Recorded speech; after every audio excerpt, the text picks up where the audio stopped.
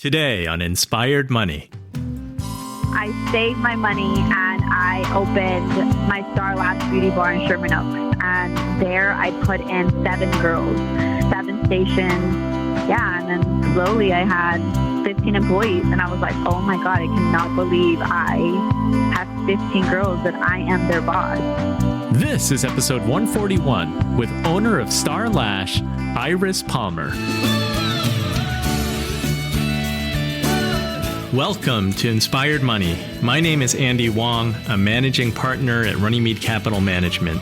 Each week, we bring you an interesting person to help you get inspired, shift your perspectives on money, and achieve incredible things. From making it to giving it away, Inspired Money means making a difference, creating something bigger than oneself, and maybe, just maybe, making the world a better place. Thank you for joining me. Hey, Inspired Moneymaker, welcome back. If this is your first time listening, welcome. Inspired Money is different from other personal finance podcasts because we don't want to just learn how to live with money. We want to help each other to live richer lives, make a greater impact, and together, make the world a better place. Today, we're talking about something we've never talked about before on the podcast. We're talking eyelashes. Did you know that the global false eyelash market size was valued at $1.1 billion in 2018? That's according to Grand View Research. Or that Estee Lauder reportedly spends about 75% of its marketing budget on YouTube, Instagram, and other online influencers? Wow, that sounds kind of high. Whether that's accurate or not, that's why I'm excited about our chat today with Yris Palmer, a once aspiring actress turned self-made entrepreneur and beauty expert. She has a great story about turning a side hustle into a full-fledged beauty brand and business. With the launch of Star Lash Beauty Bar in 2014, Yris quickly became the go-to expert in eyelashes while developing a devout celebrity following that includes Kylie Jenner, Selena Gomez, and Ariana Grande. As Yris's popularity grew, her entrepreneurial spirit kicked in, and she expanded her business to include products like her signature strip lashes, application tools, and lash kits for other professionals. She also opened multiple brick-and-mortar locations across the U.S. for customers to get their lashes done. In this episode, you'll learn how to start a side hustle, transition to full-time solopreneur, and then begin hiring people as the business grows. Using Instagram to market a business and land celebrity clients.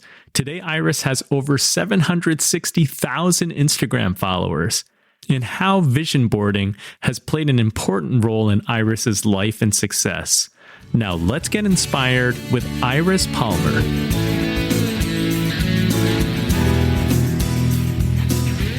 Yris, welcome to Inspired Money. I'm so excited to have you on the show. Good to be here. Let's jump right in. What's your earliest childhood memory of money? My earliest childhood memory would probably be my dad used to give me $10 every day for lunch. And I never used it for lunch. I would actually save my money. And Fridays I would have $50 by the end of the week. And I would go and buy Vans. And I remember I used to think, I can't wait till I'm 15. 15 was like the year that I was like, I'm going to get a job. That's going to be my first job when I'm 15 because I want to buy more shoes. And I turned 15 and I got my first job as a hostess at a Mexican restaurant.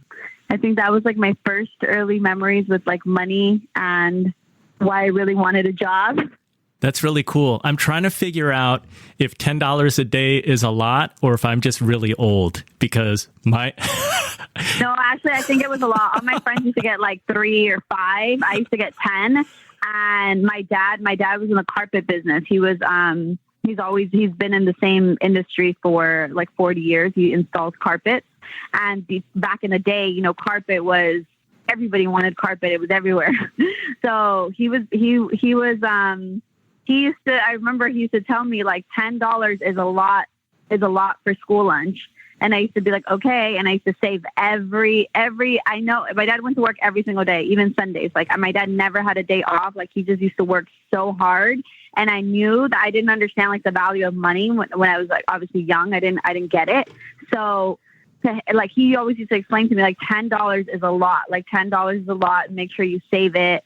I used to be like, I want Pizza Hut. Like at school they had Pizza Hut. And I remember my dad used to be like, okay, I'm going to give you $10 for Pizza Hut. And I never used to spend my money on Pizza Hut. I used to save my money. This was obviously in high school. During elementary and middle school, I never got money like that. But high school, this is when my dad used to give me $10 a day. And I was like, I just saved all my money. Iris, this begs the question, what did you eat? I don't remember. I think I just used to have the school lunch, like whatever they used to give us. Like obviously they had Pizza Hut there, which was like a luxury to like buy that. And I remember I used to tell my dad, I want Pizza Hut. Like there's Pizza Hut there. It's like $5.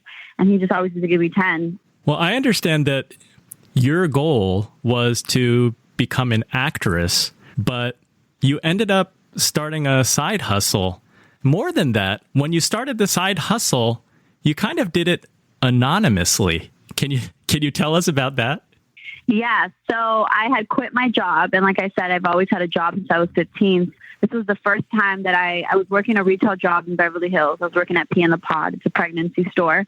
And I had quit my job to pursue my acting career. I had saved money. I had quit my job, but this was the first time that I didn't have steady income coming in. So it was very, very scary for me.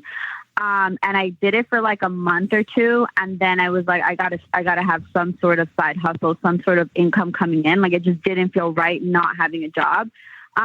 So I was in London. I decided to go to London and pursue acting over there because I thought I had more of a chance over there than over here. I was like, oh, they're probably looking for American accents. I was also dating my partner at the time, lived in London. So I was in London, and in London, everybody had these lash extensions. And I couldn't think of one person back home in my circle that did them or that wore them.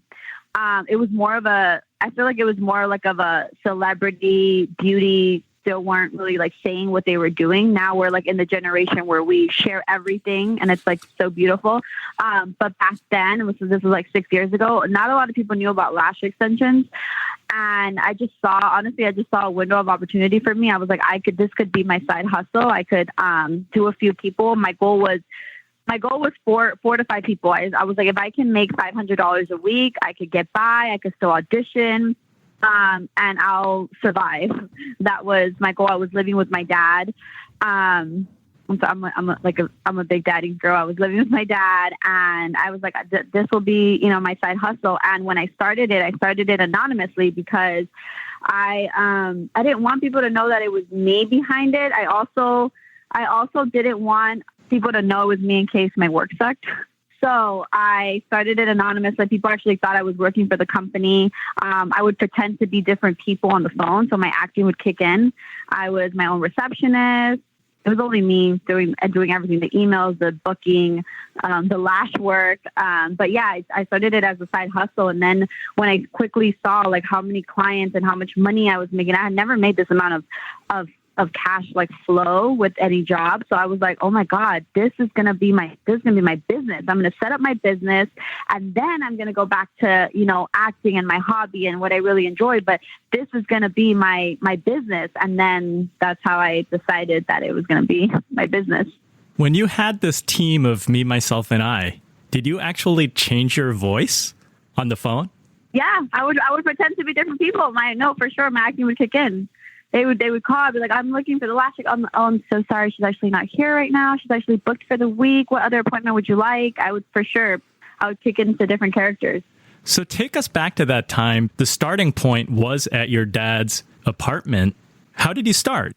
Yeah, I started with anybody who would let me play on their eyes. Anybody who would trust me enough to play on their eyes, I would do everybody. And I utilized, Instagram was my only marketing tool. And I was posting a lot of before and afters. Everybody was just posting afters of like lashes. I was posting a lot of before and afters, and I was showing people like what your eyes look like and what they could look like. I was doing that very constantly. I would get random people from Instagram. Hey, how much do you charge? When I first started off, I started with like a special.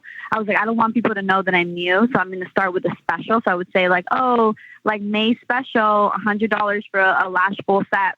And I would just, everything was through email. I created an email, and then I would give people the address, which was my dad's house. And I set up a bed there. I set up a light. I went to I went to Michael's. I got a whiteboard. I put my prices on the whiteboard. I put it up.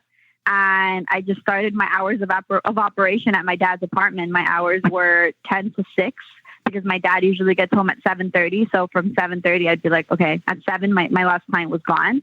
And then, I was just using I was utilizing my dad's apartment like it was my shop. And I would just work all day, take my lunch break, and then go back to working. And then eventually it just became, I had so many people, random people from Instagram coming that it became a little scary for me. And I was like, okay, I'm at a point now where I need to find somewhere to rent, and separate, my side hustle from where I live. For a guy like me, and some of my listeners may not be really familiar with eyelash extensions, can you tell us a little bit about lashes? How long does it last? So lash extensions, what we're doing is we're gluing a synthetic lash to the person's natural lash. So we're enhancing her natural lashes. It lasts between 4 to 6 weeks, a full set. There is maintenance. So we want to make sure that we are maintaining our lashes every 2 to 3 weeks. So they would come in for a fill. And it's the same concept as like getting your nails done. Like when a girl gets like an acrylic full set, every 2 to 3 weeks, you got to get filled because your nails are growing. So it's the same thing with lashes. Your lashes are growing and it's pushing out your extensions. So you have to remove the ones that are outgrown, fill them in. It's life-changing for any woman. And it just makes your life so much easier, especially for like mothers. Like in the morning when I'm dropping off my baby to school, I don't have time to put on full-on makeup. I just get up and go. And I just look like half decent. My eyes look awake. It's great. It's very addicting. Once you start, you literally can't stop. That sounds like the recipe and the makings of a great business. You did not come from a family of entrepreneurs or business owners. Why is it that you think that you knew that you wanted to be a business owner from a quite early age? No one in my family had done it. I always said I was going to be the first one to graduate high school, which I was. I always said I was going to be the first one to own a house, which I do. I always said, there's a lot of things that were set in my mind that I didn't want to be another Latina statistic. So I didn't know what my calling was going to be or what my business was going to be, but I always knew that I was going to have a business and I was going to figure it out. Yeah, it does take thinking differently. You think you were kind of born that way? Definitely. I've always had a different way of thinking. And I think naturally I'm just like a hustler. I mean, ever since I was young, I used to do things to make money. Like I used to take hot Cheetos to school and I would sell them for $1.25 and they would cost me 25 cents to get, the little hot Cheeto bags. I used to make shorts and I used to put rhinestones on them and then I used to try to sell them at school. I've always had that in me. I'm just naturally a hustler. And I know how to make money. I think that's definitely a blessing. I will figure it out. You can put me anywhere and I will figure out how to make money. So it sounds like it's kind of in your DNA. And that's why even when you were in London trying to pursue acting, you had your eyes and ears open and you recognized this opportunity, that there was a gap with the lashes in London and in Europe that you didn't see back home. Yeah, 100%. I definitely saw that window of opportunity and I was like, this is me. This is where I am going to go in. So Instagram clearly has had a massive impact on your business. Personal branding is something that you understand. I do find it fascinating that at the outset, you were doing this anonymously. At what point did you make that shift and say, okay, I'm going to use my name now? Honestly, for a long time, I just really last year, I started really combining and my personal, Yris Palmer and Star Lash. I changed the name. I combined it to Star Lash by Yris Palmer because for a long time, I just wanted to keep it so separate. I just wanted my business to be known for lashes and I wanted Yris Palmer to just be known for like my personal style and just different things. And then I realized last year, like my business is me. Like that is my style. That's me. And I am proud of what I've built and what I represent. And now I want to really like own it and combine myself with it. But before I was thinking, I don't know, I always kind of thought that like, sometimes when people know that you are attached to a certain business, there's a lot of haters or there's a lot of, people that just won't support you because they know you're behind it. So I just wanted people to, if they supported the company, they liked the company, I wanted them to support it and like it for the actual work, not for who was behind it. Was it about a period of 4 years where you were kind of under the radar and just letting your work speak for itself? Yeah, it was just mostly Star Lash. People would meet me, even celebrities. I would go do their lash, and they'd be like, "Oh, you're Yris. You own Star Lash." And I'd be like, "Yeah, I'm the lash tech." And they used to be like, "I don't know why I had a whole different. I thought you were someone totally different. Like I always had like a different image of you in my head. Like they didn't put the face until they would meet me and I would do the actual work. But yeah, for the longest, it was just Star Lash. It wasn't really Yris Palmer. I wouldn't promote myself like that. Take us back to the time when you were working out of your dad's apartment. You started posting the before and after photos of your work on Instagram. Things picked up pretty quickly as far as some big name celebrities noticing you. One day, I was literally, it was probably like 3 months after I started doing lashes, and I was back in LA and I was promoting my before and afters. Christina Milian was my first celebrity clientele. It was my first celebrity client, and she started liking my pictures on Instagram. And I remember I noticed, I was like, oh my God, Christina Milian is liking my pictures on Instagram, my lash pictures. So I DM'd her and I said, hi, I noticed that you're liking my pictures. I would love to do your lashes. And she responded to me and she said, yeah, I love your work. Let's do it. And just like that, I think like within 2 days, I was doing her lashes, and she was so sweet. She posted my work on her page. And I remember I was so nervous. This was my first celebrity client. I wanted to obviously do a good job. And I took my time, and I took a little bit too long. But she loved them. She posted it. And after that, it was like a domino effect. And what I've learned, especially in Hollywood and in the industry, is that when somebody, gives you that recognition or posts you, people definitely pay attention and they definitely all want to try you. And that's definitely what happened with me. After that, I had celebrity clientele, go through the roof. And luckily for me, most people will try somebody. Luckily for me, they tried me and they stuck with me, and I became their celebrity lash artist. Yris, when you first saw that Christina liked your Instagram photo, how much time passed before you DM'd her? Is that something you had to think about, or did you just jump in like immediately? No, I DM'd her right away. As soon as I saw it, I was like, I'm not waiting. I'm not waiting. You knew that was an opportunity. Yeah, 100%. You got to take every opportunity that comes your way. So you're not a shy person, it sounds like.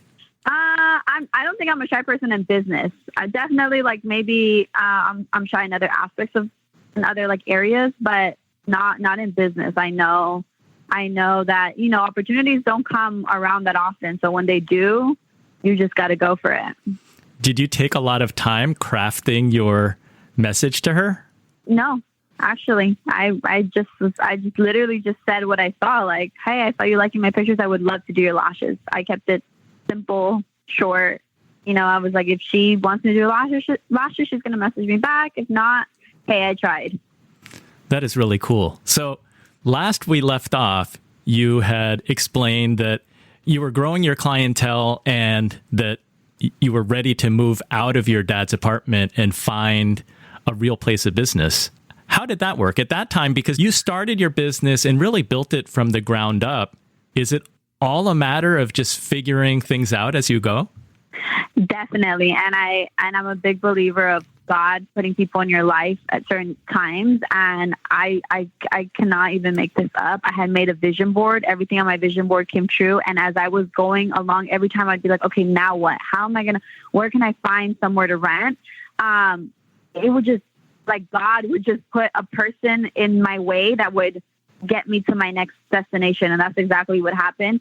I had done an in-house for a lot of people were actually booking me for in-houses as well, which means I would go to them. I would take my portable bed and I would do their lashes in their house. And I got a call from this business owner that owned a medical spa. And I went there, it was on Melrose, and I did her lashes. Her name is Seb. And I did her lashes, and she had one location at the time. And she was like, where are you working from? I said, I'm working from my dad's house. I'm actually looking somewhere to rent. And she was like, oh, well, I have a room here. You can rent it here. You can use it here whenever you want. And I was like, oh my God, this is in Melrose, like West Hollywood. Like this is the perfect location, prime location. And I started, doing it from there, renting from there. And I became that's one of like my closest friends now. She's literally like family. And then I actually invested in her company, in Sev Laser Aesthetics. It's a medical spa. But yeah, that's how I transitioned from going from my dad to renting somewhere. I had no clue where I was going to rent, and God just put this person in front of me and was like, hey, I have a room here. And it just worked out for me. So tell us, those many years ago, what items were on your vision board? Because I've heard you talk a little bit about that before. Interestingly, the things on there do come true, but not always in the way that you would expect. You imagine it. Exactly. It's never in the way that you imagine it. Like they always say God laughs at your plans because he has, his own plans for you. And that's exactly what happened at the time when I made the vision board. I wasn't doing lashes yet. So I was thinking that I was, gonna book a role, an acting role. I had put Eva Longoria. I had put J-Lo. I had put all these like celebrities there, because I had put a Golden Globe. I had put a BMW. I had put bags and just like luxury things. I had put little girls. I never even wanted. I didn't want kids at the time or nothing. I was putting things on my vision board that I just thought was things that I wanted, but also things that were like, okay, yeah, in my lifetime I would love a little girl. In my lifetime I would love to get married. In my life, things like that. And it's insane. I put that vision board up in my room and I would look at it every day. And I remember things started coming true for me. I was like, I started working with celebrities. I ended up getting a BMW that wasn't even like my dream car. One day I looked at my vision board and I was like, oh my God, everything that I put on my vision board came true. Like the car, I got a little girl, like I work with celebrities, like everything on my vision board came true, just not the way I imagined it, that it was going to come true. Coming up, we talk about setting goals beyond just the vision board, scaling up the business, hiring people, and more right after this short break.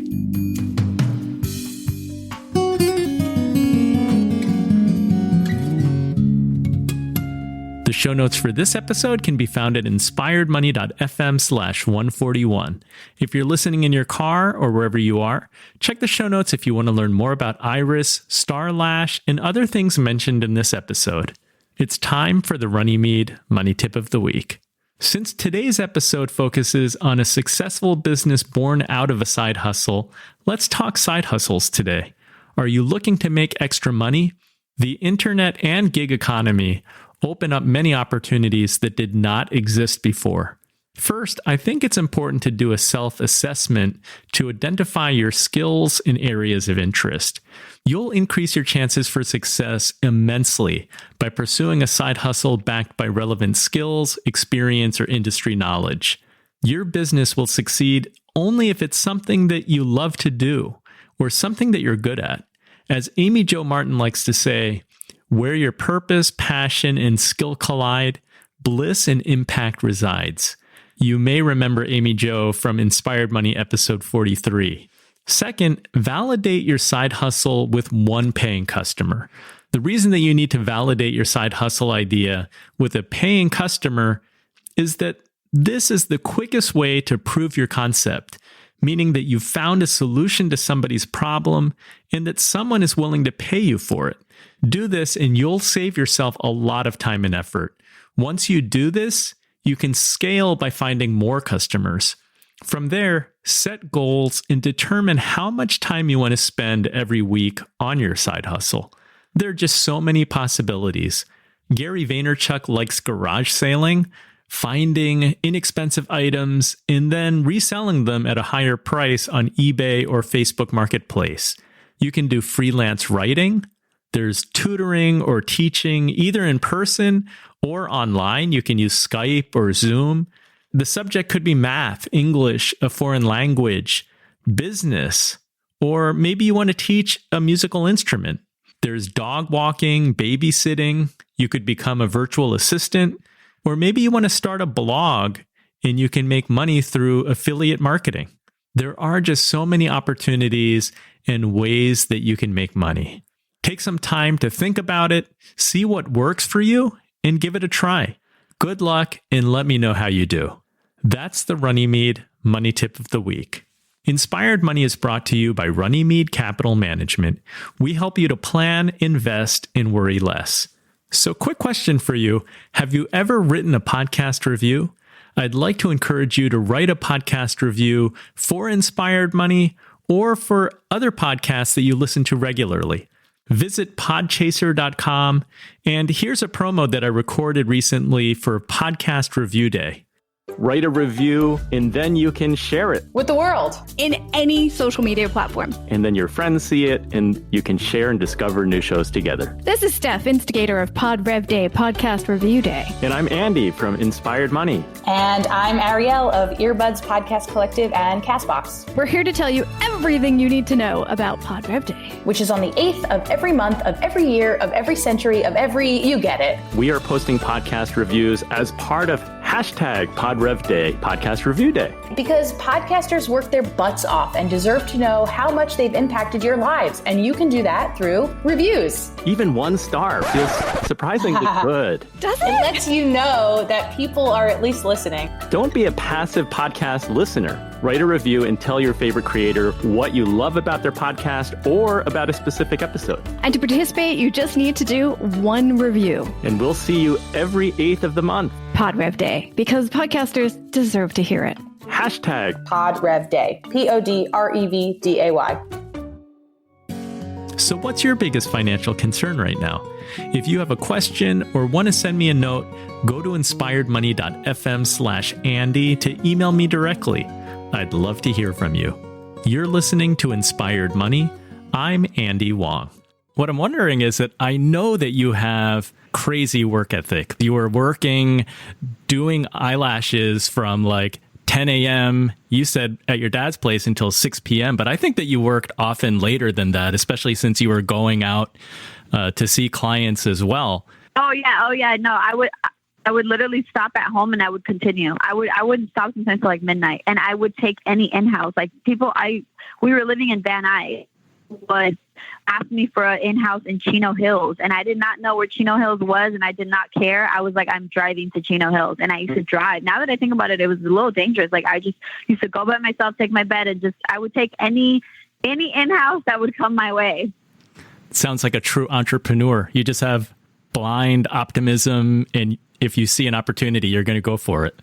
With the vision board, how do you think about goals? When you looked at your board and the images that you had hanging there, were you also trying to write down goals and how to achieve them? Or did it just kind of happen more organically and naturally? No, it happened more organically and natural. I just did a vision board recently, and now I think about things like that. Now I'm very, very specific in what I'm putting in my vision board. Now I think about goals, how I'm going to get there, a plan. Like now I'm more like that. But before, honestly, I had no clue before. And I was just, things were happening for me naturally and organically. And I literally always think it's just God that, knew what I wanted, saw my work ethic. Like, that's the only person really seeing how much work you're putting in and day out. And it just happened for me naturally and organically. But now I definitely structure things differently. I definitely, view things differently. And now I'm like, okay, now I have short-term goals, long-term goals. I'm more specific with my vision board. But I do believe in vision boards. I tell everybody, make a vision board, manifest it. I'm very, very big on that. And like really, calling the things that you want and desire in life. Wow. So for our listener and for me too, maybe we all need to create a vision board because you don't know what can happen. Especially during this time. Yes. Especially during this time. This is the perfect time to get vision boards. I make my baby do vision boards. I literally sit there, I get magazines, all her favorite Elsa, Anna, Frozen. I always tell her, like, what do you want? Put it on there. What toys do you want for Christmas? What do you want? Put it on there. Wow. Well, what kind of things are on your vision board now? And what is your vision for your business? My vision board right now consists of, I have a bigger house on there. I have El Salvador on there, which is the country where my parents are from, because this year I'm really, one of my biggest goals is really stepping into that community and really helping and uplifting, women that come from the same circumstances or the same situation that I came from. That's on my vision board. I have a little boy on my vision board. I want a son next. So I have a little boy on there. I have a lot of entrepreneurship words on there. I have, what else? I have travel, because I love to travel. I need to add more health stuff on there during this whole, I'm going to go get my vision board and add more, healthy stuff on there, and hopefully the world, becomes a better place. But I have stuff like that on my vision board right now. Yes. If you can put photos of a healthy economy returning to normal, we'll all thank you for that. Oh, no, I'm definitely going to go find a magazine today and add that on there. I promise you I am. I literally just thought about that. Thank you. Thank you for that. Your business took like a shift. I think it kind of stepped up a level when you got pregnant and reached a point where you were not going to be able to work for a period. Yeah. And that was actually the scariest point of my life because here I am bringing a baby into this world, and I'm also the only person that does all these clients. And I was like, this is the time where my money can't stop. Like, now I have a whole baby to think about. And, hiring people, that was all new to me. It was new and it was scary. And I think any young person that's in business is going to, face these challenges, and it's just scary to trust people with your business. Most salons and, the beauty industry things, you're always scared that people are going to steal your clients. But yeah, I did it. I hired 2 girls. I transitioned my clients. My clients were, they were, no, I just want you. And then eventually I worked my entire pregnancy I worked. And then the week that I was going into delivery, I was like, okay, I'm done. And they were texting me. I remember I was texting people I had the epidural. I was laying there and I was texting clients. I'm so sorry. I can send someone to you. I'm having my baby right now. I will be out of commission for a little bit.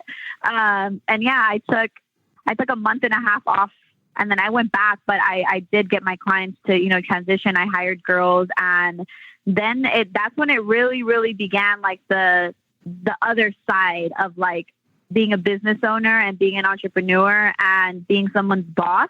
Because I was my own boss, but I didn't have employees. And then I had 3 girls. I had a receptionist, and then I outgrew the space that I was in. And then I always save. I'm like a really big saver, as you know, since I was a kid. I was saving for a van, but I saved my money and I opened my Star Lash Beauty Bar in Sherman Oaks. And there I put in 7 girls, 7 stations. Yeah, and then slowly I had 15 employees, and I was like, oh my God, I cannot believe I have 15 girls that I am their boss. So the birth of your daughter, Ayla, that's what forced you to learn about how to scale your business beyond yourself. Exactly. I was like, I got to do this. It's now or never. And I did it. And it's scary. It's scary for any business owner, to like go to that next step. But it's those are just levels, and that's like all a part of your success in business. And yeah. How were you able to hire the right people, like have the right girls in place, have the right receptionist? Were those things that you could teach yourself using Google too? No, I think that's just, I'm really big on vibes. So that's instinct. Yeah, that's instinct. And I've worked a lot of jobs, and I know,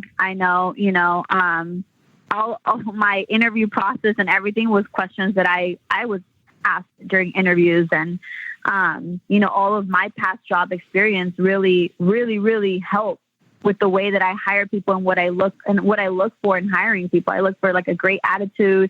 Obviously, I want to know if you're an amazing lash tech, but I can teach you the skill. For me, it's more so what kind of personality, what kind of customer service, what kind of person is going to represent my brand when I'm not here. And those are things that, I remember like how I used to be when I used to work for a company. And that's what I look for. I look for a hardworking person. And most of the girls that I hire honestly remind me of myself when I was younger or in their shoes. And they want to work. They, like right now we're closed and the girls are messaging me like, how can we work? How can I go, to these clients? How can we lash people? And that was me. I always wanted to work. I always was looking for ways to make money. I hire a lot of the girls that work for me are Latinas, they're me. They remind me of me. That's cool. That's a valuable lesson. If you are succeeding as a solopreneur, you can try to hire more of yourself because that's what you're trying to leverage and scale with, right? You've gotten yourself this far. If you can duplicate yourself or replicate yourself, then you continue that trajectory. Yeah, I also love to hire people that are smarter than me. That's like I love smart people. Anybody that I can learn from, I want you on my team. Like, I'm not the most savviest with like tech stuff. I want someone. My receptionist knows all the apps, creates the craziest content videos, like all of that. Like I want those people. I'm never scared to hire someone that's better than me in any field. Like I want you on my team. Iris, how many locations do you have now? I have 2 Star Lash locations. I have a medical spa, a Sev Laser medical spa in Calabasas. My Star Lash Beauty Bar in Sherman Oaks and one in Orange County. And then you also have launched a product line as well. Can you tell us about that? Yeah. So, now I feel like there is a lot of lash techs and a lot of lash salons. And I just wanted to, capitalize on my name and think of ways that I could still continue to make money in my sleep. And that is products. And I think products was just naturally the next step for me. I do teach classes as well. And when I was teaching these classes, I was giving people products from other lash companies. And I just thought, why don't I know what is the best products? I know this industry so well. Why don't I just create my own line? When I teach these students, give them my own kit. I did. I worked on my line. I wanted to sell everything that I personally love and that I use. I don't want to sell 10 tweezers. I'm not using those 10 tweezers. I use 2. I use a straight one and a curved one, and those are the 2 that I'm going to sell. So I sell everything that I personally use on my website, and that's my product line. That's great. You're really diversifying your business. Are you making any changes or pivots during this unusual time? Just curious if you have advice for other business owners on what kind of things one can be doing, because I hear a lot of creativity in your story, from being a lash artist to posting to Instagram to steering your business. I think that takes a lot of creativity. How does your creativity apply to the business environment that we're in today?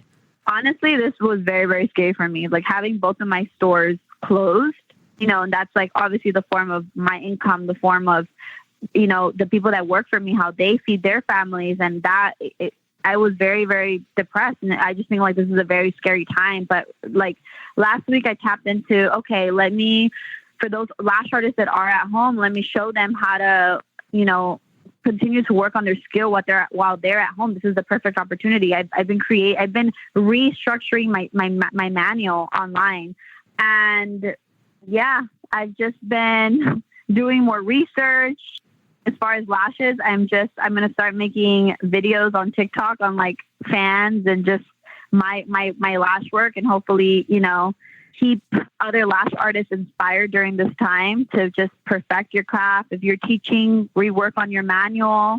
That's currently what I'm doing right now with my business. Yes, it sounds like you're never sitting still. You're always trying to move forward. Yeah, especially right now, you gotta think of things. You can't sit still. it's a scary time. You know, you got to get your mind off of it and think if this is going to be our, you know, we don't know how long this is going to last. And I think that's why it's scary. Yeah, there's tremendous uncertainty. You've come so far from those days when you were getting the $10 from your dad for lunch and banking that towards savings. Now you have a thriving business. How have your perspectives on money changed from the time that you were an employee versus being a business owner? My perspective on money has changed just drastically. You know, I think when you're an employee, you think you go in, you do a good job, and then you go home and you're looking forward to your paycheck. When you're a business owner, you go to your company, you put in the time, you get your money, and you think you have to reinvest your money into, you know, either your own company, a different company.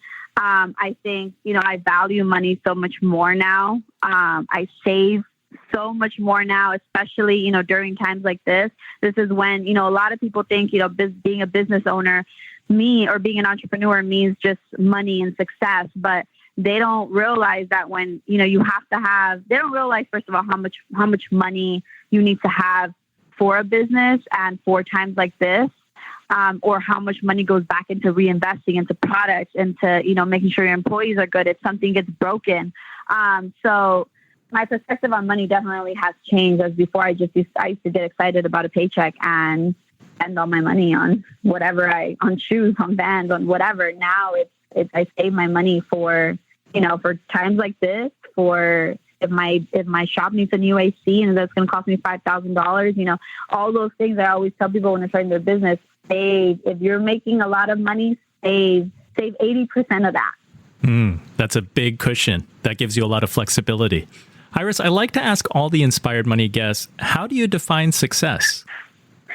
I define success by how many people I touch and I inspire every day. That to me is success, and it's what makes me feel good. I love that. And then it sounds like you even want to step that up with your vision of giving and trying to help women in El Salvador. But that hasn't happened yet, right? Those are things for us to watch in the future. I mean, I partnered up with an organization called Glasswing, and they have a girls club in El Salvador. They promote they have a safe environment for these women to go, and they provide tools and, you know, teach them, show them different jobs, and just really build them. Really women empowerment, a community in El Salvador. So I've partnered up with them, and I am actually planning a class in El Salvador, like a free lash class where I go and I teach them my skill, and hopefully they can do it from El Salvador. And yeah, so I started. I would love to have my own one day, you know, and that's what I'm working for. I really want to help. I want to empower every woman, you know, diverse women especially, but also underprivileged kids. After having a daughter, you know, I want to do whatever I can to help underprivileged kids. That's fantastic. Well, thank you so much for spending time with us today to share your really inspiring story from going from side hustle to successful business. And we wish you continued success. Can you tell the Inspired Money listener where they can find you and follow you and learn more? Thank you so much for having me. You guys can find me on Instagram at Yris Palmer, Yris Palmer. Sorry, that was my baby. Working from home. I've got 3 upstairs, so. Well, thank you so much, Yris. It's so great chatting with you today. Thank you. It was so nice to speak to you. Have a good day. Stay safe. So what was your favorite Inspired Money moment? Yris's story is truly inspiring. From very humble beginnings, she built a business from scratch, and today she counts Kylie Jenner among her friends. I like Yris's self-confidence and her resourcefulness that she can always figure things out and always make money. And perhaps most importantly, she always has her eyes open for opportunities, and she's not shy when it comes to business. If you see an opportunity, you've got to seize it. And who knows, you might just land a celebrity client. If you had a different favorite inspired money moment or thoughts on today's topic, message me on Instagram at inspiredmoney.fm. That's instagram.com/inspiredmoney.fm. Or if it's easier, email me at firm, F-I-R-M, at Runnymede, RUNNYMEDE.com. If you like this episode, please do me a favor and share it with someone or post it to social media and tag a friend. For that, I'd be extremely grateful. Inspired Money is edited by Chris Wright of Wright Media. Thanks for joining me. If you're not yet subscribed, I hope that you'll do it now to ensure that you won't miss next week's episode. I look forward to seeing you then. The music you're listening to right now and all other music on today's show is by the amazing Jim Kimo West. Have an inspired week and do something that scares you, because that's where the magic happens.